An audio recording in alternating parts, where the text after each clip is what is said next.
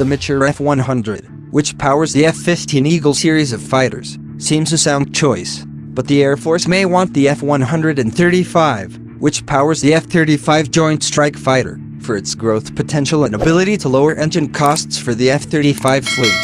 On October 27, 2015, nearly 34 years to the day after Northrop Grumman was awarded the contract to develop the first stealth bomber, the U.S. Air Force awarded Northrop a contract for a new bomber, the B-21 Raider.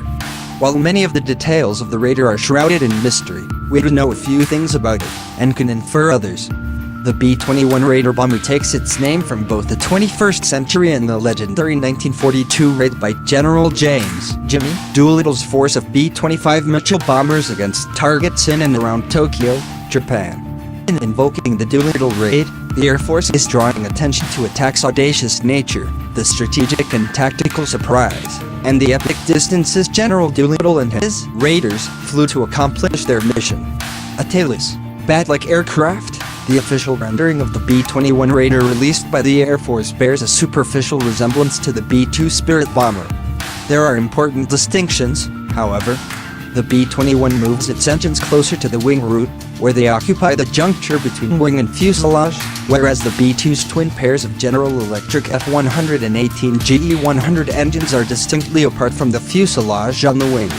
The Raider's engine air intakes are angled and not serrated like those on the B-2 Spirit. The Raider also has overwing exhausts to mask the infrared signature of the four engines, unlike the B-2. Interestingly, this is exactly how the B-2's exhausts were depicted in an April 1988 artist's conception of that bomber. The aircraft appears similar in size to the B-2 Spirit, almost certainly making it a four-engine bomber. The announcement of Pratt & Whitney in 2016 as a B-21 subcontractor narrows down the new bomber's engines to two designs, the F-100 and the F-135. The mature F-100, which powers the F-15 Eagle series of fighters, seems a sound choice, but the Air Force may want the F-135, which powers the F-35 Joint Strike Fighter, for its growth potential and ability to lower engine costs for the F-35 fleet. Like its predecessor, the B-21 Raider will be a heavy strategic bomber designed to carry both nuclear and conventional weapons.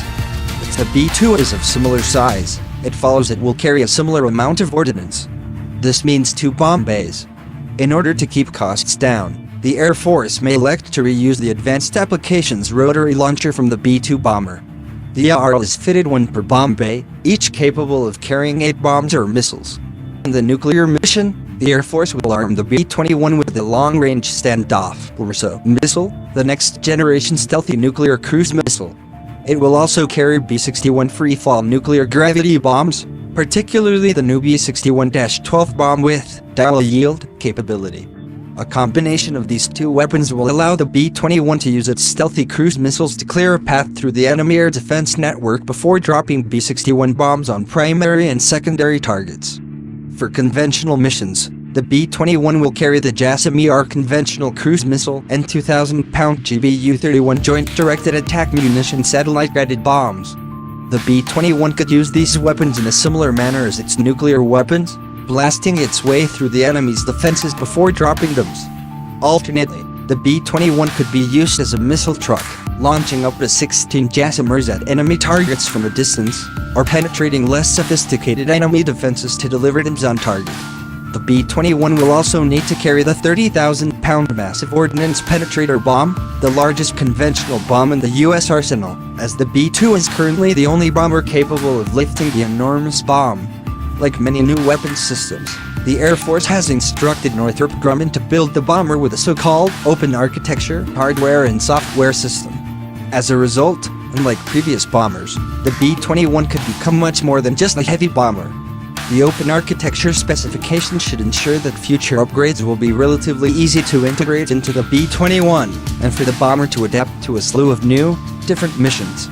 The bomber's weapons bay could end up being more of a mission payload bay, with surveillance, communications, drone or electronic warfare packages loaded inside to facilitate a variety of missions, particularly in denied environments. The Raider is on the path to being America's first multi-role bomber. The B-21 Raider is set to fly in the mid-2022, and the Air Force plans to buy at least 100 of the bombers to replace the B-52H Stratofortress and B-1B Lancer bombers. A larger fleet of up to 200 bombers is possible, but entirely bound to fiscal realities.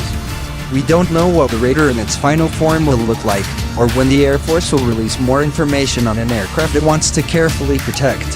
The B-21 has disappeared into the black world of military technology, and will only re-emerge when the bomber is ready.